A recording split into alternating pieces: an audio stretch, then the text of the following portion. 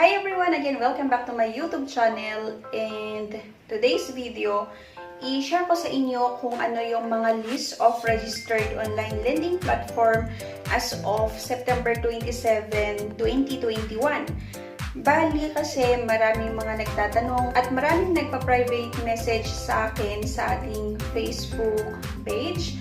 At maging sa Facebook group natin, maraming mga nagtatanong kung legit daw ba si ganitong online loan app. At yun nga, nakita natin na ito yung mga lending companies na nakaregister sa Securities and Exchange Commission. Pero sa tingin ko, hindi porket nakaregister sila sa Securities and Exchange Commission ay sobrang legit na talaga sila. Kasi I think marami sa mga ito yung lumalabag sa Data Privacy Act of 2012.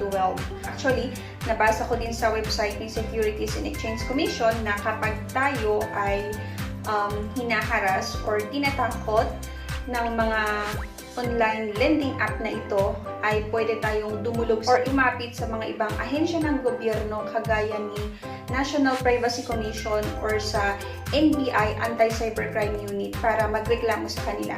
Pero yun nga, ito yung mga nakaregister sa Securities and Exchange Commission.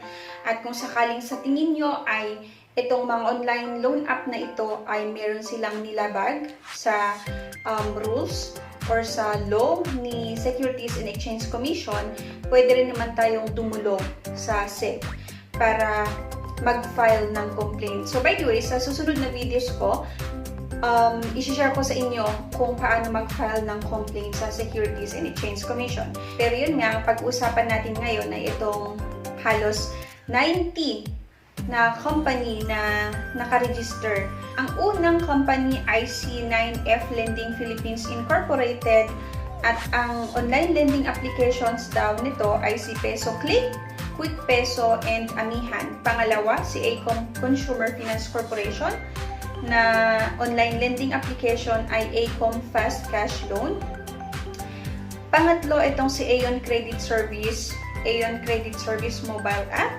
Number 4, si End Financing Corporation, Lend Pinoy. Number 5, si Armorac Lending at ang online lending applications nito ay si Ayudas at WeLoan.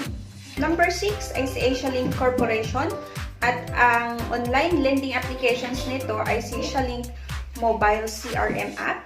Number 7, Asia Source Financial. At online lending application naman nito ay si Motorcycle Loan, Quick Cash, at Utang Online. Ang number 8 ay si Cashmart Asia Lending na ang online lending applications nito ay si Cashmart Mobile App. At ang sumunod dito ay si Cashbee Lending Services na ang online lending applications niya ay Cashbee. Number 10 si Cash Trust Lending Corp, Happy Lend, Credit, Cash, and Cashmore. Number 11 ay si Code Black Lending. Online lending applications naman nito ay si KePeso, OPeso, and OkPeso. 12, Convenience Cash Lending Corp. Pangalan ng online lending app nila ay si Sada Cash. Number 13 ay Creditable Lending Corp. At ang online lending applications nito ay EC Peso. Number 14, DF Credit Lending Corporation. At ang online lending applications nito ay si Fanpera. Next, si Digido Finance Corp na meron silang UnaPay, UnaCash, at www.digido.ph. Ito yung website nila. And number 16 ay si Dolphin Lending Investor. At yung online lending application nito ay si PesoGo and Microloan. Marami akong nakikita dito na yung mga agent nila ay sobrang mapangharas, nanakot ng mga client. At minsan nga, nagpo-post pa sila sa social media ng mga picture ng mga borrower. So, yun.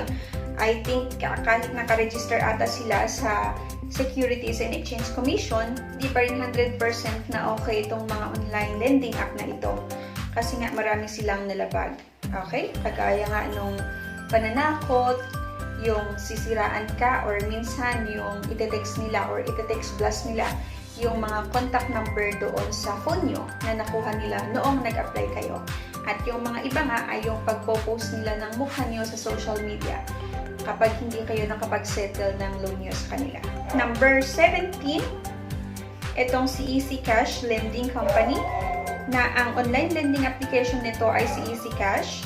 At number 18, eBarrow Lending Corp, Halika Cash. Number 19, eLending Packet Cash, 20 Excellent Era Lending Service Corp. Ito naman daw ay si Support. At itong number 21 ay Familihan Credit Corporation. Pero itong si Familihan Credit Corporation ay meron silang pending case. Itong number 22 naman, Fast Coin Lending Corp. Ang online lending applications nila ay Cash Cow. Number 23, Fcash Global Lending. And online lending application ay si Fcash, Fast Cash, Fast Cash VIP, Fcash Pro, Fcash VIP, Fcash Plus, Plus Cash Pro, and Fast Cash. Sobrang marami silang online lending application, itong si Fcash Global Lending. Number 24, si Finance Technologies. Pitacash naman daw yung online lending applications nito. 25, si Fingertip Lending Corp. At yung online lending applications ni Fingertip ay si TechCash at Clever Cash. Ang sumunod dito ay si First Digital Finance Corporation. Ito naman ay FDFC, Balikbayad, Loan Arranger, and QTIS, yung online lending applications nila. At number 27, si Flash Cash 101 Lending Corp. At yung online lending applications nila ay si Valley Loan and Lemon Loan. Next, FT Lending Master Philippines Corp. Ito naman si FT Lending and GoCash. Number 29, si Fusing or GCash Mobile. Okay, so itong si Fuse.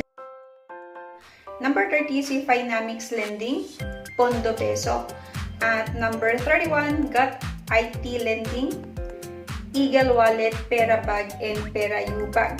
And next, si Green Money Tree Lending, Cash Wagon, HC Consumer Finance Philippines. Ito naman yung Home Credit. Ito number 34, si Hyphen Lending. Ito naman daw si Peso Wallet at Credit Cash. Next, HT Financial Lending Services.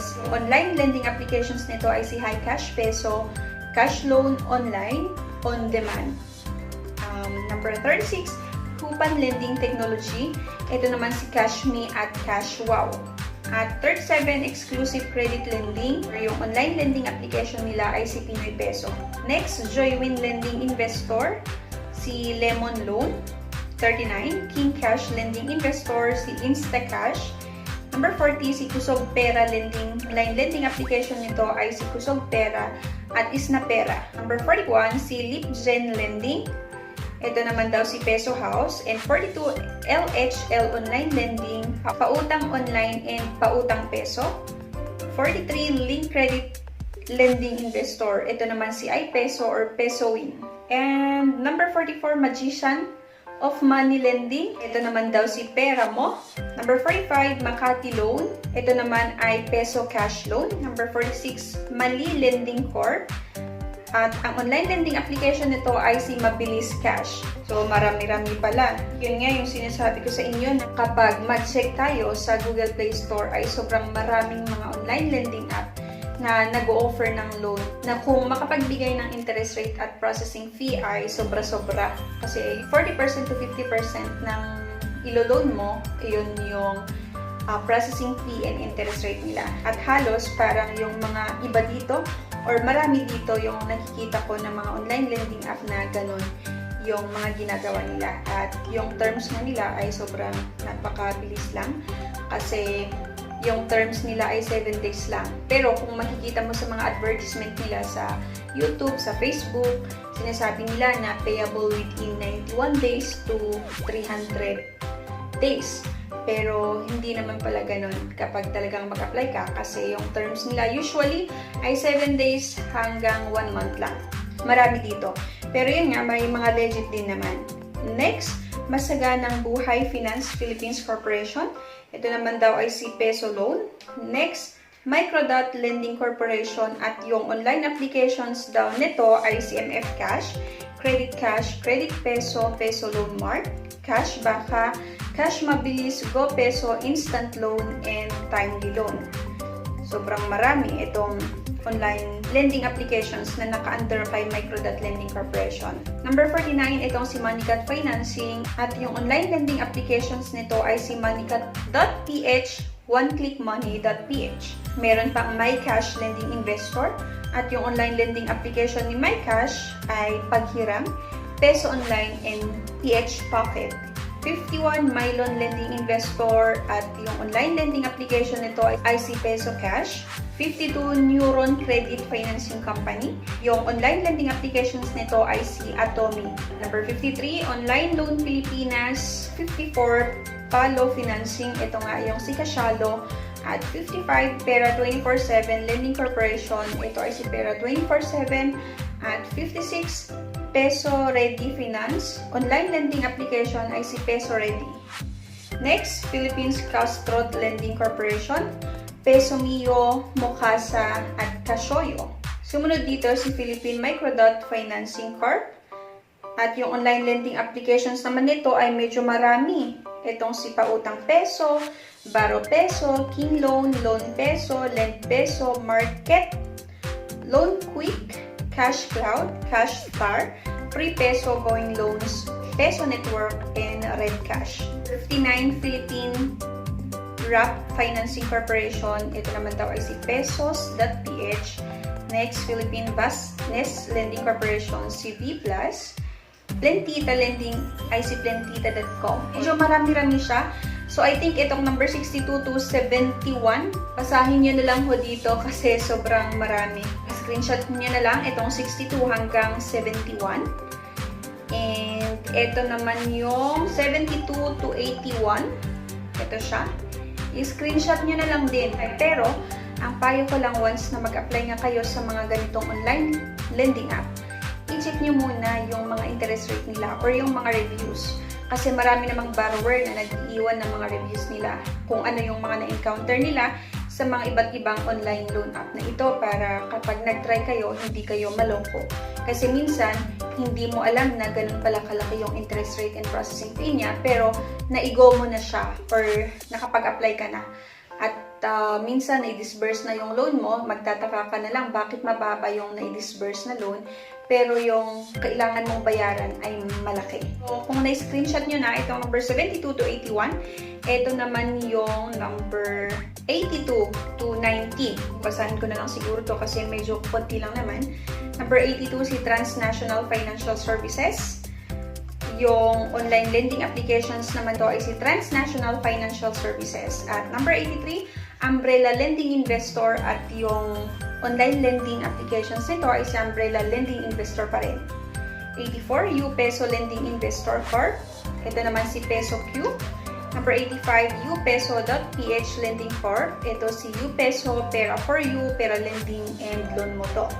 86, Vidalia Lending Corp. At yung online lending applications nito ay si Vidalia App.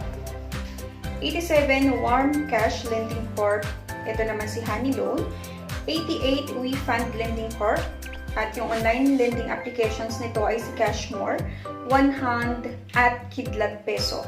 And number 89, si White Finance. At yung online lending applications nito ay si Loanchamp. At number 90 ay si Yinshan Lending. Ito naman ay si Happy Cash. Nakita natin na okay naman na kapag register naman sila sa Securities and Exchange Commission. Ang problema lang dito kung yung na-submit ba nila ng mga documents ay talagang sinusunod nila. Kasi yon, kung titignan natin talaga sa Google Play Store, kung ano yung mga reviews ng mga iba't ibang borrower ay medyo hindi maganda or maraming mga nilabag. Especially nga sa NPC or National Privacy Commission, yung Data Privacy Act of 2012. Yung pag-text plus na lang nila dun sa mga contact number na nakalagay sa cellphone mo ay isang paglabag yon. Hindi mo pa nga personal references yung mga yon.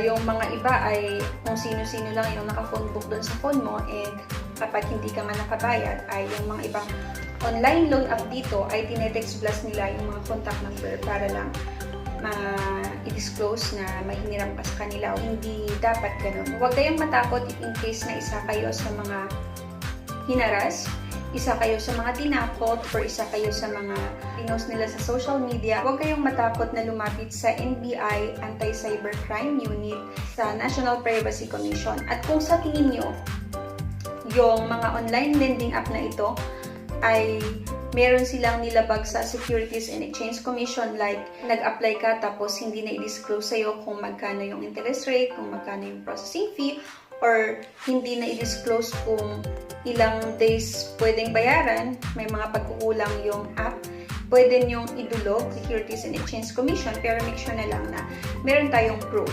May mga screenshot tayo during the applications na parang hindi naman nakadisclose yung mga charges na kailangan yung bayaran, or yung mga penalties, mga extra charges, yung mga, yun nga, yung mga fees na kailangan yung bayaran.